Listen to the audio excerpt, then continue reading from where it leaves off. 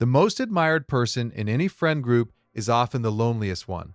Your greatest strength, being the rock for everyone else, is actively teaching people how to abandon you when you need them most.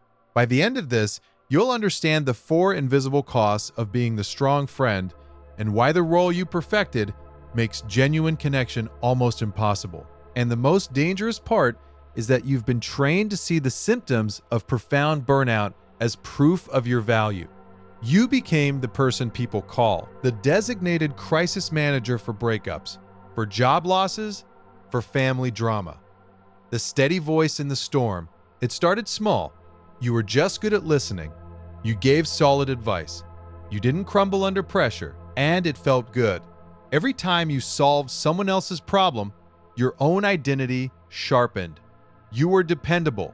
You were the rock. This is the curse of competence. The initial reward is powerful, validating. You are needed, people rely on you.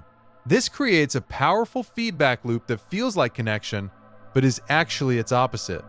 It's a performance. What it builds over time is a deep structural imbalance in your relationships, a pattern called asymmetrical vulnerability. You become the caretaker of everyone else's inner world. You know their fears, their insecurities, their secret hopes. They bring you their chaos and you help them organize it. In return, you offer them stability, calm, a curated, edited version of yourself. They get your strength, you get their problems. You have become a service provider in the architecture of your own friendships. People come to you for what you do for them, believing that this service is who you are. The real you, the one who is uncertain or tired or overwhelmed, is edited out of the frame because your role is to be the frame itself. This imbalance does more than just keep people at a comfortable distance. It starts to physically alter how your brain registers and responds to your own internal state. You are practicing the art of self-abnegation over and over until it becomes an automatic, unconscious process. It's a skill you've honed to perfection. But every skill has a cost. And the cost of this, one, is learning to treat yourself like an afterthought. This relentless suppression of your own needs isn't just a mental habit, it's a profound neurological burden. Imagine you're holding a beach ball underwater. On the surface, the water is placid, calm. Anyone walking by would see a serene pool. Beneath the surface, your muscles are screaming with the effort of holding that buoyant, desperate thing down. That beach ball is your own anxiety, your own exhaustion, your own need for help. Being the strong friend is the act of holding that ball underwater perpetually so that everyone else can enjoy the calm surface. This is more than a metaphor, it's a description of a real cognitive process. Your prefrontal cortex, the part of your brain responsible for executive function and emotional regulation, is in a constant battle with your limbic system, the part that generates raw emotion. Every time you feel a pang of your own stress, but choose to prioritize someone else's phone call, you are engaging in an act of cognitive override. You are telling your brain, that signal is not important right now. This other signal is the priority. This is metabolically expensive. Self-regulation burns actual glucose. It consumes finite cognitive resources. This is the hidden reason why the strong friend is so often privately, bone-deeply exhausted. Their brain is running a background process that never ever shuts down. The process is called self-suppression. It's a constant, low-grade internal war. You become so good at it that you no longer even notice the effort. You just feel the fatigue, a constant, humming exhaustion that you mistake for your personality. You think, I'm just a low-energy person. You're a person running 2 operating systems at once, one for them, and one for you, with all the processing power diverted to theirs. This constant performance leads to a strange and dangerous paradox. The better you become at managing everyone else's emergencies, the worse you become at even recognizing your own. And this is where a cognitive distortion called problem blindness begins to set in. When you are the primary audience for everyone else's Category 5 hurricane of a life, your own internal weather starts to seem trivial. Your friend is going through a messy divorce. Your coworker might be getting fired. Your sibling is having a health scare. These are level 10 problems. In comparison, your own feeling of being vaguely unhappy or stressed about a deadline or lonely on a Tuesday night feels like a level 2 or 3. It barely registers as a problem. It feels indulgent, almost selfish, to even give it airtime. So you don't. You minimize it, you tell yourself it's nothing, that other people have it so much worse. You are the expert on so much worse because you hear about it every single day. This creates a dangerously high threshold for what you consider a problem worthy of attention. You develop an internal triage system where only catastrophic injuries get treated. A normal person might seek comfort when they feel sad. The strong friend waits until they are in the depths of a depressive episode. A normal person might talk about feeling anxious. The strong friend waits until they are having panic attacks in their car. You lose the ability to ask for small-scale maintenance. You only know how to send up a flare from a sinking ship.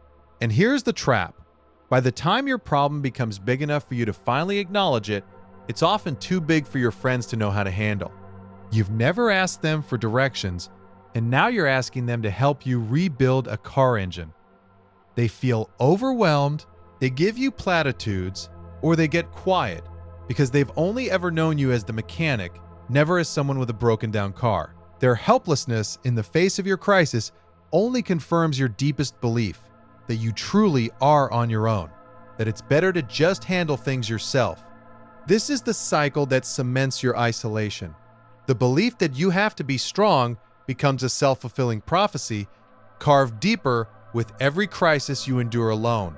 But this cycle of waiting for a catastrophe creates the most damaging cost of all. It silently trains your friends to see you as inhumanly resilient. And this gives rise to a phenomenon that ultimately erodes the very foundation of friendship: reciprocity extinction. In behavioral psychology, extinction is what happens when a learned behavior fades away because it's no longer reinforced. If a rat learns to press a lever for a food pellet and you turn off the machine, the rat will eventually stop pressing the lever.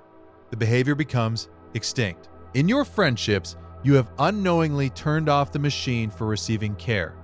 Your friends are not cruel or selfish people.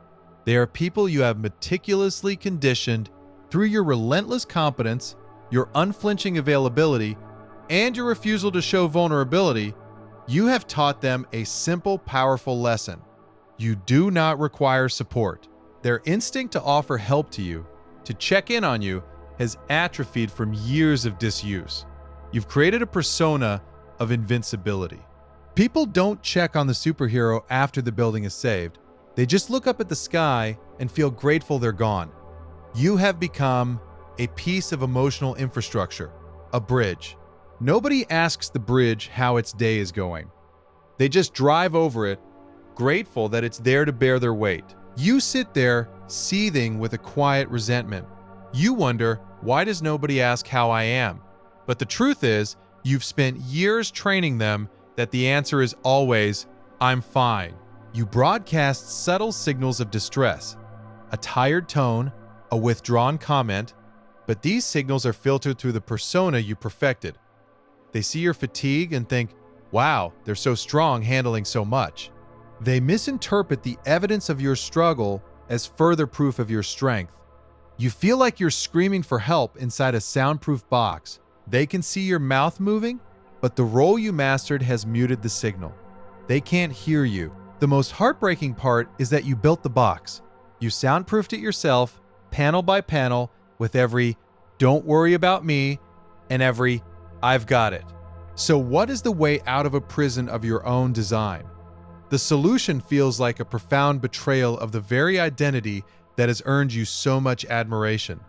It requires a quiet, terrifying, and absolutely necessary act of strategic incompetence. The way out is not a dramatic collapse. It's not about suddenly becoming weak. It's about being strategically, intentionally, and selectively human.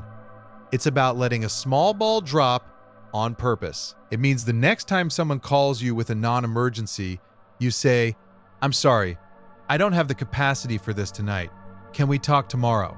It means asking for help with a level 3 problem. A small thing, I'm feeling really overwhelmed with this project. Can you take a look? Or, I'm having a rough day. Can you just sit with me for a bit? These requests will feel terrifying. They will feel like a confession of failure. They will feel like you are breaking the central rule of your own identity. You are. That's the entire point. Each time you do this, you are sending a new signal. You are recalibrating the relationship. You are teaching your friends a new truth, that you are a person, not a pillar. Some friends may resist this. They were comfortable with you as a service provider.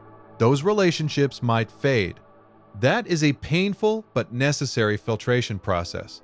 The friends who stay are the ones who are waiting for the chance to know the real you. They will be relieved. They will step up. Because they finally have permission to, you're not abandoning your responsibility, you are inviting them into a real, reciprocal friendship. The strong friend doesn't need to become weak. They need to become whole. And wholeness is the courageous act of admitting that no one is strong enough to be a bridge forever. This dynamic of overcompetence explains why the most talented person on a team often gets overlooked for promotion, which is a different kind of invisible cage.